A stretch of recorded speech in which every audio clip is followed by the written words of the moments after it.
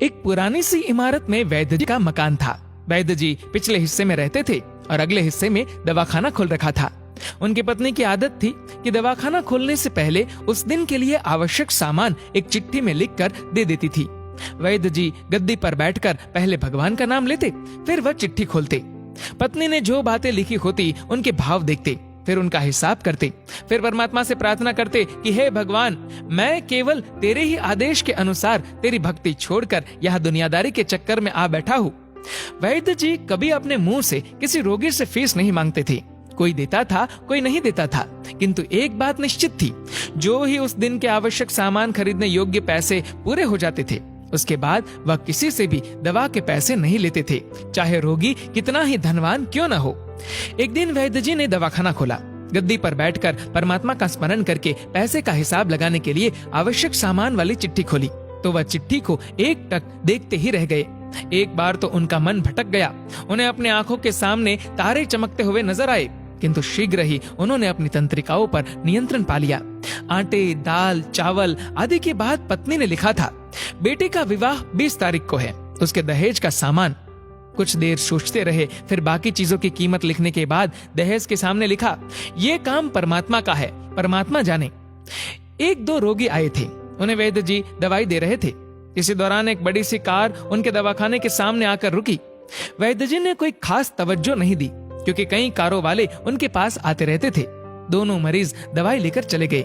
वह suited booted साहब car से बाहर निकले और नमस्ते करके बेंच पर बैठ गए।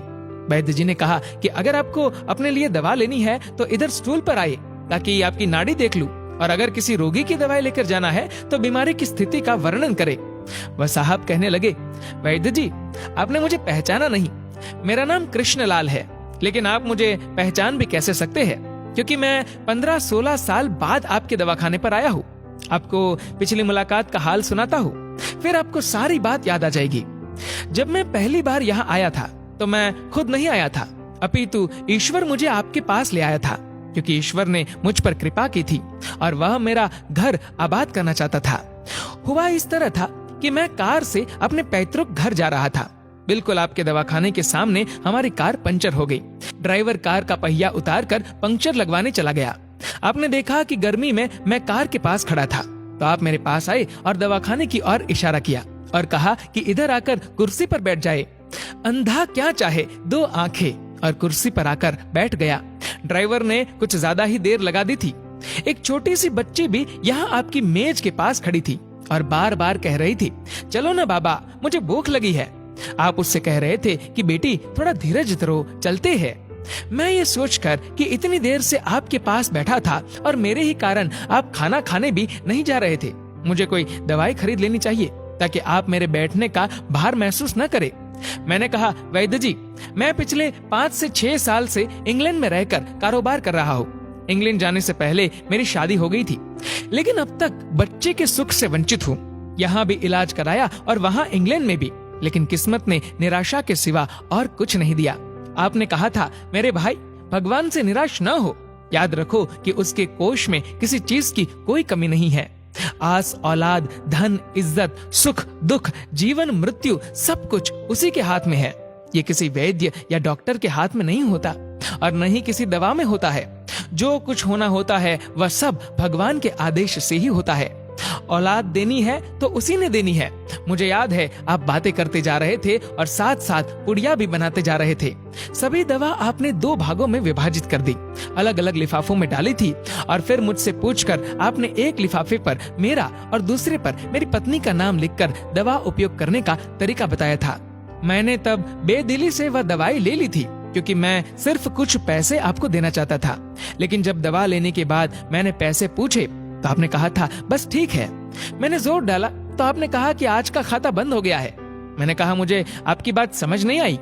इसी दौरान वहाँ एक और आदमी आया। उसने हमारी चर्चा सुनकर मुझे बताया कि खाता बंद होने का मतलब ये है कि आज के घरेलू खर्च के लिए जितनी राशि वैद्य जी ने भगवान से मांगी थी वह ईश्वर ने उन्हें दे दी है। अधिक पैसे वे नहीं ले सकते। मैं कुछ हैरान हुआ और कुछ दिल में लज्जित भी कि मेरे विचार कितने निम्न थे और ये सरल चित्त वैद्य कितना महान है। मैंने जब घर जाकर पत्नी को औषधि दिखाई और सारी बात बताई तो उसके मुंह से निकला वो इंसान नहीं कोई देवता है, और उसकी दी हुई दवा ही हमारे मन की मुराद पूरी करने का कारण बनेगी। आज मेरे घर में 2 फूल खिले हुए हैं। हम दोनों पति पत्नी हर समय आपके लिए प्रार्थना करते रहते हैं। इतने साल तक कारोबार ने फुर्सत ही न दी कि स्वयं आकर आपसे धन्यवाद के 2 शब्द ही कह जाता। इतने बरसों बाद आज भारत आया हूँ और कार केवल यहीं रोकी है। वैद्य जी, हमारा सारा परिवार इंग्लैंड में सेटल हो चुका है। केवल मेरी एक विधवा बहन अपनी बेटी के साथ भारत में रहती है। हमारी भांजी की शादी इस महीने की 21 तारीख को होनी है। न जाने क्यों जब मैं अपनी भांजी के भात के लिए कोई सामान खरीदता था तो मेरी आंखों के सामने आपकी वह छोटी सी बेटी भी आ जाती थी, और हर सामान मैं दोहरा खरीद लेता था। मैं आपके विचारों को जानता था कि संभवतः आप वह सामान न ले, किंतु मुझे लगता था कि मेरी अपनी सगी भांजी के साथ जो चेहरा मुझे बार बार दिख रहा है वह भी मेरी भांजी ही है। मुझे लगता था कि ईश्वर ने इस भांजी के विवाह में भी मुझे भात भरने की जिम्मेदारी दी है। वैद्य जी की आंखें आश्चर्य से खुली की खुली रह गई और बहुत धीमी आवाज में बोले, कृष्णलाल जी, आप जो कुछ कह रहे हैं मुझे समझ नहीं आ रहा कि ईश्वर की ये क्या माया है। आप मेरी श्रीमती के हाथ की लिखी हुई ये चिट्ठी देखिए। और वैद्य जी ने चिट्ठी खोलकर कृष्णलाल जी को पकड़ा दी। वहां उपस्थित सभी ये देखकर हैरान रह गए कि दहेज का सामान के सामने लिखा हुआ था, ये काम परमात्मा का है, परमात्मा जाने। कांपती सी आवाज में वैद्य जी बोले, कृष्णलाल जी, विश्वास कीजिए कि आज तक कभी ऐसा नहीं हुआ कि पत्नी ने चिट्ठी पर आवश्यकता लिखी हो और भगवान ने उसी दिन उसकी व्यवस्था न कर दी हो। आपकी बातें सुनकर तो लगता है कि भगवान को पता होता है कि किस दिन मेरी श्रीमती क्या लिखने वाली है, अन्यथा आपसे इतने दिन पहले ही सामान खरीदना आरंभ न करवा दिया होता परमात्मा ने। वाह भगवान वाह, तू महान है, तू दयावान है। मैं हैरान हूँ कि वह कैसे अपने रंग दिखाता है। वैद्य जी ने आगे कहा, मैंने जीवन में सिर्फ एक ही पाठ पढ़ा है कि सुबह परमात्मा का आभार करो, शाम को अच्छा दिन गुजरने का आभार करो, खाते समय उसका आभार करो, सोते समय उसका आभार करो।